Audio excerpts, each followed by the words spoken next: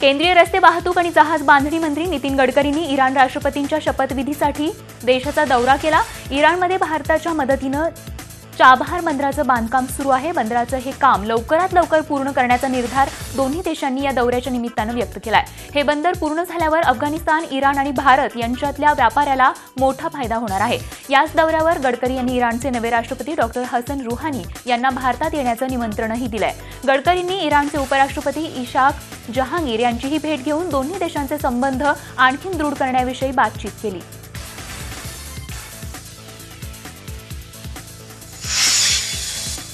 संयुक्त राष्ट्रांच्या सुरक्षा परिषदेने उत्तर कोरियावर लादलेले निर्बंध अधिक कडक केलेत। वारंवार इशारा देऊनही आपल्या अण्वस्त्र आणि क्षेपणास्त्र कार्यक्रमाला ब्रेक न लावणारे उत्तर कोरियाचे हुकुमशहा किम जोंग उन यांना अमेरिकेचे अध्यक्ष झाल्यानंतर डोनाल्ड ट्रम्प यांनी दिलेला हा पहिला मोठा आर्थिक दणका आहे। या निर्बंधानुसार उत्तर कोरियातून कोळसा, लोह, शिसं, मासे आदींच्या निर्यातीवर बंदी घालण्यात आली आहे। त्यामुळे या देशाला 1 अब्ज अमेरिकन डॉलरचा दणका बसेल असं मानलं जात आहे। विशेष म्हणजे अमेरिकेनं प्रस्तावित केलेल्या या निर्बंधांना संयुक्त राष्ट्रांच्या सुरक्षा परिषदेनं एकमुखी मान्यता दिली आहे। उत्तर कोरियाचं मित्रराष्ट्र असलेल्या चीननं देखील या निर्बंधांना पाठिंबा दिलाय। चीननं आपण वारंवार सांगूनही ऐकत नसल्याची शिक्षाच एका अर्थी उत्तर कोरियाला दिली आहे।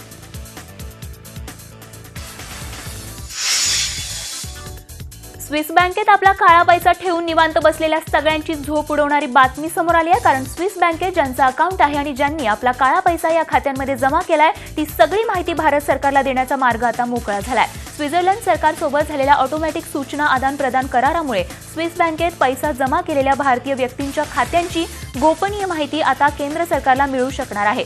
या करारामुळे काळा पैसा बाळगणाऱ्यांचे धाबं दणाणणार हे निश्चित आहे। कारण या खात्यासंदर्भातली माहिती सातत्यानं स्वित्झर्लंड सरकार भारताकडे पाठवणार आहे। भारतासोबतच झालेल्या आर्थिक खात्यांच्या माहिती संदर्भातल्या आदान प्रदान करारामुळे हे स्पष्ट होणार आहे। स्वित्झर्लंड सरकारनं प्रकाशित केलेल्या अधिसूचनेत या संदर्भातला विस्तृत अहवाल मांडण्यात आला आहे।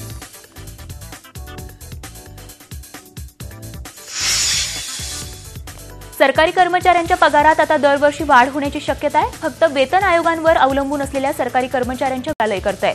7व्या वेतन आयोगाचे प्रमुख जस्टिस ए.के. माथुर यांनी या संदर्भातले बदल करण्याचा सल्ला सरकारला दिलाय। त्यामुळे दरवर्षी होणाऱ्या पगार वाढीसाठी कोणते निकष ठेवावेत यावरही अभ्यास करण्यात येणार आहे। वेतन आयोगामुळे सरकारी तिजोरीवर पडणारा बोजा दरवर्षी वेतनवाढ दिल्यानं कमी होईल अशी शक्यता वर्तवली जाते आहे।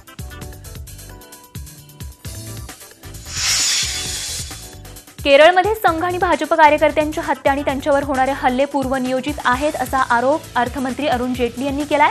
इतकंच नाही तर आम्ही आमच्या कार्यकर्त्यांसोबत आहोत आणि इथली परिस्थिती कशी नियंत्रणात आणायची यावर आम्ही लक्ष केंद्रित करणार आहोत असंही जेटली म्हणाले।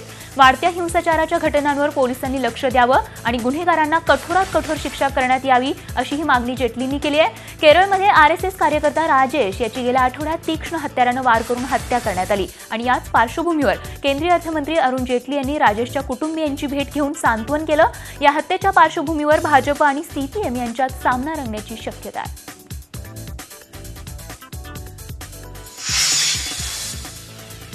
गेल्या महिन्यात जम्मू काश्मीरमधील अनंतनागमध्ये अमरनाथ यात्रेकरूंवर हल्ला करणाऱ्या 3 दहशतवाद्यांना जम्मू काश्मीर पोलिसांनी अटक केली आहे। जम्मू काश्मीर पोलीस महासंचालक मुनीर खान यांनी याबाबतची माहिती दिली।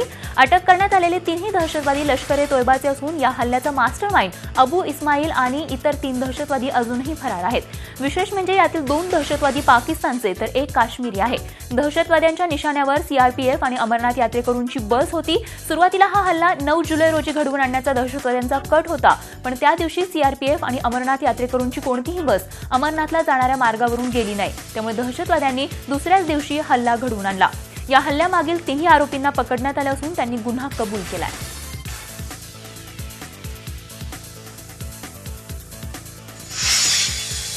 आणि आता बघत रक्षाबंधनासंदर्भातील बातम्या फास्ट। आज रक्षाबंधन भाऊ आणि बहिणीच्या नात्याची वीण घट्ट करणारा सण। देशभरात आज रक्षाबंधनाचा सण साजरा केला जातोय। या दिवशी आपल्या बहिणीला अनोखं गिफ्ट देण्याचा सर्वच भावांचा प्रयत्न असतो। उत्तर प्रदेशातील अशाच एका भावानं आपल्या बहिणीला चक्क टॉयलेट गिफ्ट दिलंय। उत्तर प्रदेशच्या गोंडा जिल्ह्यातील रुद्रगड नौसी गावात ही अनोखी घटना घडली आहे। आपल्या घरी शौचालय नसल्यामुळे बहिणीला त्रास सहन करावा लागतो। आपण तिचा हा त्रास पाहू शकत नाही, त्यामुळे आपण बहिणीला हे गिफ्ट दिल्याचं या मुलानं सांगितलंय। राखी शौचालय असं या टॉयलेटला नाव देण्यात आलं असून त्याला फुग्यांची सजावटही करण्यात आली आहे। तर तरुणाच्या या निर्णयाची दखल जिल्हाधिकाऱ्यांनी घेतली आहे। त्याला जिल्ह्याचा ब्रँड अँबॅसेडर बनवण्यात आलाय।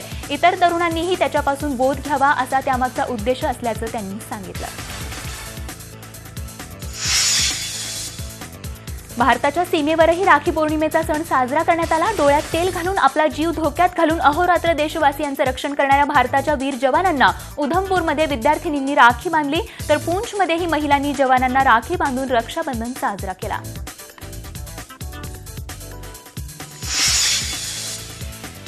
ठाण्याच्या घोडबंदर रोडवरील श्री मॉ स्नेहदीप विद्यालयात गतिमंद विद्यार्थ्यांसाठी एक आगळावेगळा उपक्रम राबवण्यात आला।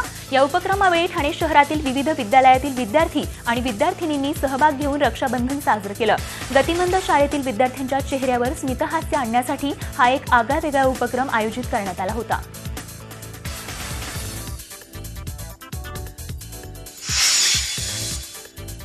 समुद्रकाठी राहणाऱ्या आणि प्रामुख्याने मासेमारी करणाऱ्या कोळी लोकांचा महत्त्वाचा सण म्हणजे नारळी पौर्णिमा।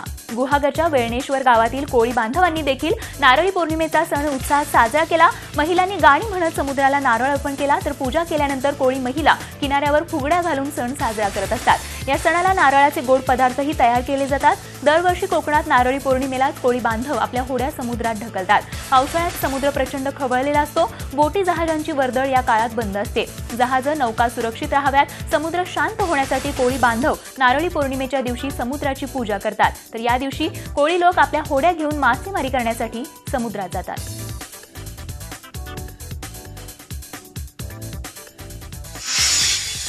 आणि आता बघत राज्यातील महत्त्वाच्या बातम्या फास्ट। मध्यरात्रीपासून मुंबईत बेस्ट बस कर्मचाऱ्यांचा बेमुदत संप सुरू झालाय।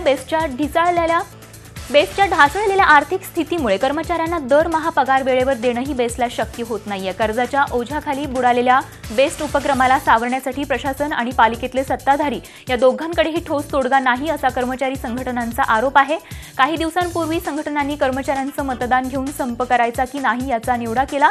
त्यात कर्मचाऱ्यांनी संपाच्या बाजूने कौल दिल्यावर प्रशासनानं संप टाळण्यासाठी हालचाली सुरू केल्या।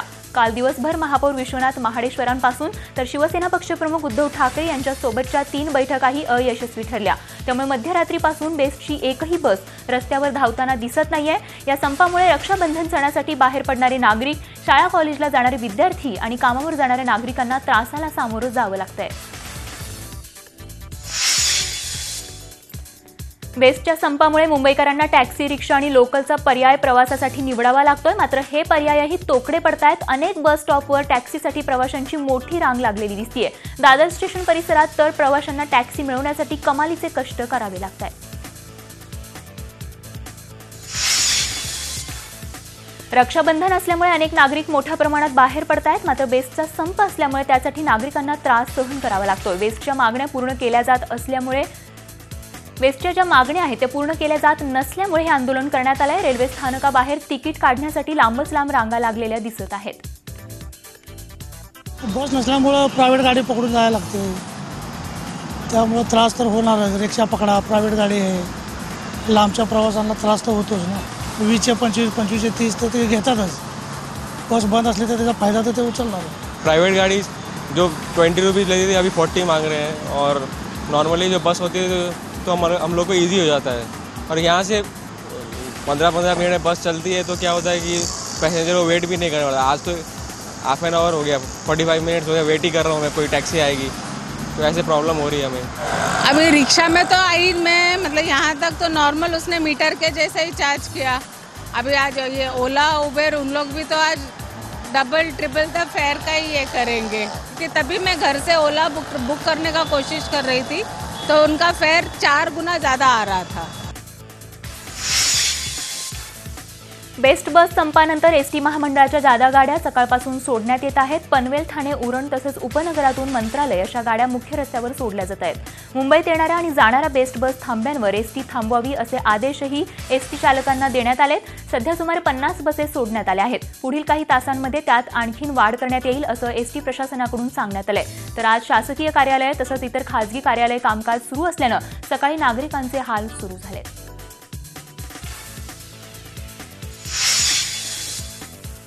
बेस्टचे कर्मचारी संपावर गेले असतानाच बेस्टचा 70वा वर्धापन दिन साजरा होतोय. बेस्ट प्रशासनानं बेस्ट दिनानिमित्त एका खास प्रदर्शनाचं आयोजन प्रभादेवीच्या रवींद्र नाट्य मंदिरात केलंय. बेस्टशी संबंधित वस्तूंच्या माध्यमातून बेस्टचा इतिहास यातून मांडण्याचा प्रयत्न करण्यात आलाय.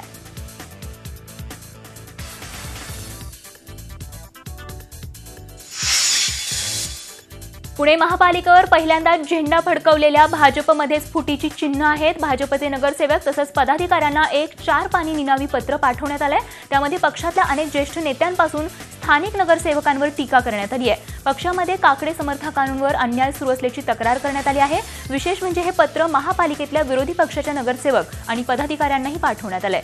पत्रातल्या मजकुरावरून हे पत्र संजय काकडे समर्थकानं लिहिल्याचं वाटतंय. पत्रावर शिक्का मात्र दिल्लीचा आहे. त्यामुळे पत्र नेमकं कोणी लिहिलं याबद्दल संभ्रम आहे. महत्त्वाचं म्हणजे शहराशी संबंधित निर्णय प्रक्रियेत काकडे समर्थकांना डावललं गेल्यास काकडे समर्थक 55 नगरसेवक स्वतंत्र निर्णय घेण्यास समर्थ असतील असा गर्भित इशाराही या पत्राद्वारे पक्षाला देण्यात आलाय. या लेटर बॉम्बमुळे शहराच्या राजकारणात खळबळ उडाली आहे. सध्या पुणे भाजपमध्ये चाललंय तरी काय असा प्रश्न या निमित्तानं पडतोय. तर 24 तास पाणी पुरवठा योजनेच्या निविदांवरून पक्षातली गटबाजी नुकतीच समोर आली होती. त्यातच पक्षाचे सहयोगी खासदार संजय काकडे यांनी पदाधिकाऱ्यांना बावळट संबोधून त्यांची लायकी काढली होती. तेच प्रकरण शमत नाही तोच आता हा निनावी लेटर बॉम्ब पडला आहे.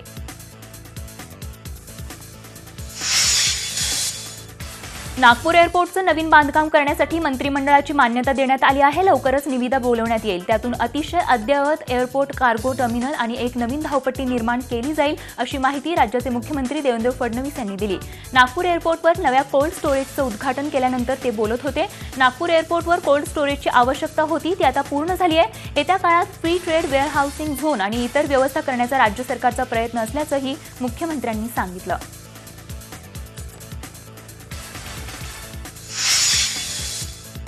गंगाखेड साखर कारखान्यात झालेल्या पीक कर्ज घोटाळा प्रकरणी मुख्य सूत्रधाराची मालमत्ता जप्त करण्याचे आदेश औरंगाबाद खंडपीठानं दिले आहेत.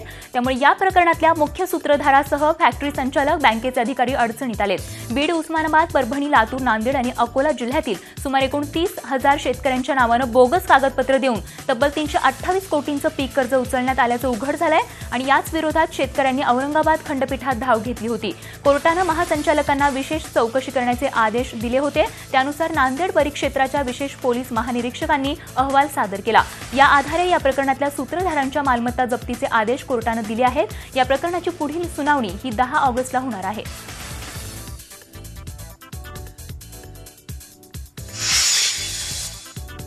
मुंबईमध्ये 9 ऑगस्ट रोजी आयोजित केलेल्या मराठा क्रांती मोर्चाच्या पार्श्वभूमीवर ठिकठिकाणी जनजागृती रॅली काढण्यात येत आहे. अकोल्यात बाईक रॅली काढून जनजागृती रॅली करण्यात आली. या रॅलीमध्ये मोटरसायकलसह सकल मराठा समाज मोठ्या संख्येनं सहभागी झाला होता.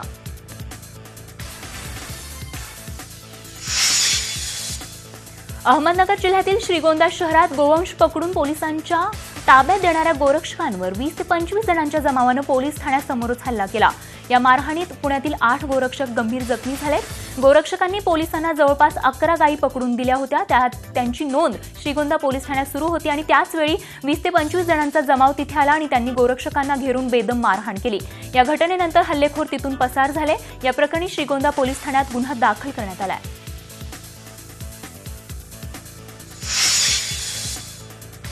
ऑगस्ट महिन्याचा पहिला आठवडा उजाडला तरीही पूर्व विदर्भाच्या गोंदिया जिल्ह्यातील शेतकरी आकाशाकडे डोळे लावून वरुणराजाची आतुरतेने वाट पाहतायत. आणि ही स्थिती एका तालुक्याची नसून संपूर्ण जिल्ह्याकडे पावसानं पाठ फिरवली आहे. गेल्या 15 दिवसांपासून गोंदिया जिल्ह्यात पावसाने पाठ फिरवल्यानं 40% शेतकऱ्यांच्या पेरण्या होऊ शकलेल्या नाहीये.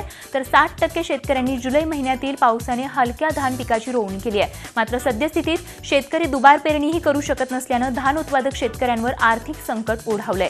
जिल्ह्याचे पालकमंत्री आणि जिल्हाधिकाऱ्यांनी धान उत्पादक शेतकऱ्यांच्या शेतावर जाऊन भेट दिली. 15 ऑगस्टपर्यंत जर पाऊस पडला नाही तर दुष्काळग्रस्त जिल्हा म्हणून घोषित करण्याची मागणी मुख्यमंत्र्यांकडे करू असं आश्वासन यावेळी पालकमंत्र्यांनी दिलं आहे.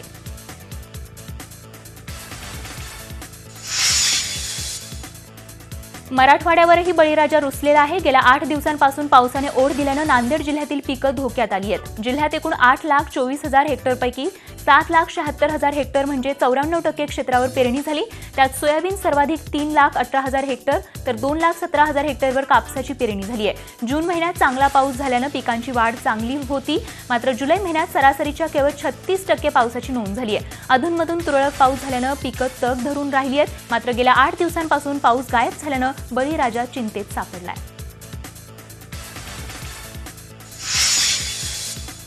अहमदनगर जिल्ह्यातील घोड नदी पात्रात सुरू असलेल्या अवैध वाळू उपसा करणाऱ्या विरोधात श्रीगोंदा तहसीलदार महेंद्र माळी यांनी धडाकेबाज कारवाई सुरू केली आहे. सलग 2 दिवस घोड नदी पात्रात कारवाई करत वाळू उपसा करणाऱ्या 7 यांत्रिक बोटी ब्लास्ट करून उद्ध्वस्त करण्यात आल्यात. यात वाळू तस्करांचे जवळपास 42 लाख रुपयांचं नुकसान झालंय. करवीर निवासिनी श्री अंबाबाई मंदिरातील पुजारी हटाव आंदोलन आणखी तीव्र झालंय. श्री पूजक बाबूराव ठाणेकर यांना पोलीस बंदोबस्तात मंदिरात प्रवेश करू दिल्याच्या निषेधार्थ पुजारी हटाव संघर्ष समितीनं जुना राजवाडा पोलीस ठाण्याबाहेर धरणे आंदोलन केलं. ठाणेकर पिता पुत्रावर कारवाईची मागणी करत आंदोलकांनी पुजाऱ्यासह प्रशासनाविरोधात प्रचंड घोषणाबाजी केली. दरम्यान धरणे आंदोलन सुरू असतानाच बाबूराव ठाणेकर पुन्हा मंदिरात गेल्याचं समजताच जिजाऊ ब्रिगेडच्या महिलांनी मंदिरात जाऊन केलेल्या घोषणाबाजीनंतर मंदिरात उडालेल्या गोंधळात ठाणेकर यांना पोलीस बंदोबस्तात मंदिराबाहेर काढण्यात आलं. त्यामुळे मंदिर परिसरात तणावाचं वातावरण निर्माण झालं होतं.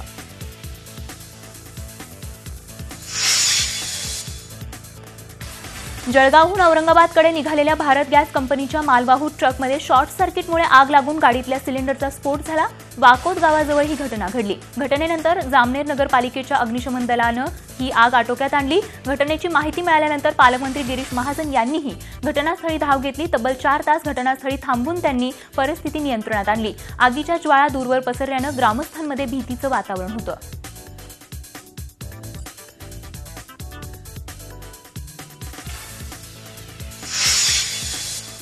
रत्नागिरीमध्ये द बर्निंग कारचा थरार बघायला मिळाला. एका चालत्या गाडीनं अचानक पेट घेतला. रत्नागिरी शहरातल्या खालची आळीमध्ये सोहम गार्डन समोरील रस्त्यावर ही घटना घडली. घटनेची माहिती नगर परिषदेच्या अग्निशमन विभागाला देण्यात आल्यानंतर नगरपालिकेचा बंब घटनास्थळी लगेचच दाखल झाला आणि आगीवर नियंत्रण आणण्यात आलं. सुदैवानं या घटनेमध्ये कोणीही जखमी झालेलं नाहीये.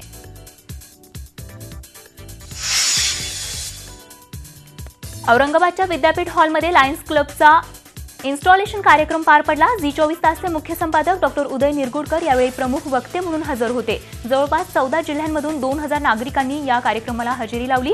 लायन्स क्लब सारख्या संस्थेनं ठरवलं तर समाजाचं चित्र बदलू शकतं असं मत यावेळी डॉक्टर उदय निरगुडकर यांनी व्यक्त बदल होईल असा विश्वासही त्यांनी व्यक्त केला.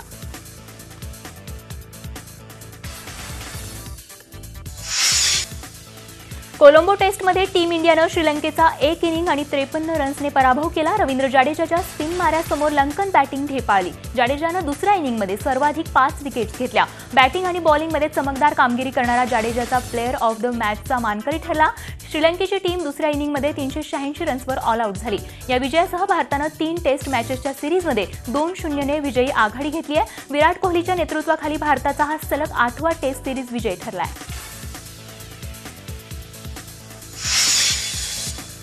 कोलंबो टेस्टचा मॅच विनर रवींद्र जाडेजाला तिसऱ्या टेस्टला मुकावं लागणार आहे. दुसऱ्या टेस्टमध्ये गैरवर्तन केल्यानं आयसीसीनं त्याच्यावर एका टेस्ट मॅचच्या निलंबनाची कारवाई केली आहे. त्यामुळे 12 ऑगस्टपासून पल्ले-कल्लेमध्ये होणाऱ्या तिसऱ्या टेस्टमध्ये त्याला खेळता येणार नाहीये. आता जाडेजाऐवजी कुलदीप यादवला संधी मिळण्याची शक्यता आहे. दरम्यान जाडेजानं कोलंबो टेस्टच्या दुसऱ्या इनिंगमध्ये श्रीलंकन टीमच्या 5 विकेट्स घेत भारताच्या विजयात मोलाचा वाटा उचलला होता.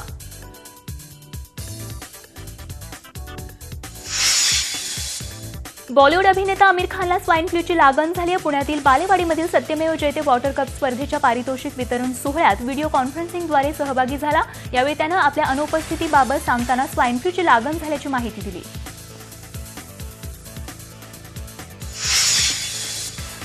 मुंबईतल्या हॉस्पिटलमध्ये उपचार घेत असलेले 94 वर्षीय ज्येष्ठ अभिनेते दिलीप कुमार यांच्या प्रकृतीत सुधारणा होत असल्याचं हॉस्पिटलच्या डॉक्टरांनी सांगितलंय. दिलीप कुमार यांना आता व्हेंटिलेटर लावलं नसल्याचा निर्वाळाही डॉक्टरांनी दिलाय. डिहायड्रेशन आणि त्यानंतर किडनीचा त्रास होऊ लागल्यानं दिलीप कुमार यांना हॉस्पिटलमध्ये दाखल करण्यात आलंय. त्यांना आता किडनीचा कोणताही त्रास जाणवत नसल्याचंही सांगण्यात आलंय. तर प्रकृती स्वास्थ्यासाठी त्यांना आणखीन काही दिवस हॉस्पिटलमध्येच डॉक्टरांच्या देखरेखीखाली ठेवण्यात येणार आहे.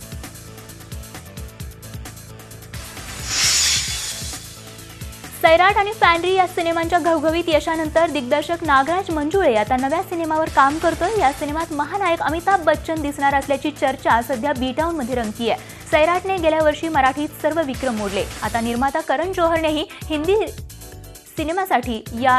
हिंदी रिमेकसाठी या सिनेमाचे हक्क घेतले आहेत। त्यामुळे आता नागराज यांच्या आगामी सिनेमाबद्दल उत्सुकता होती, पण मंजुळेचा नवा सिनेमा हिंदी असणार आहे।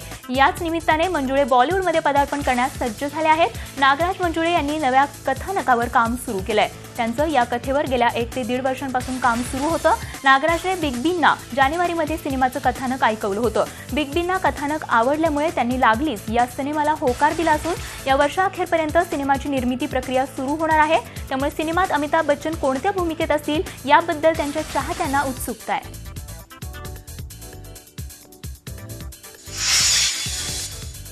दिलीप कुमार हे पुन्हा बरे होतील आणि लवकरच त्यांना हॉस्पिटलमधून डिस्चार्ज मिळून ते घरी सुखरूप जातील असा विश्वास व्यक्त केलाय बॉलिवूडचे ही मॅन धर्मेंद्र यांनी।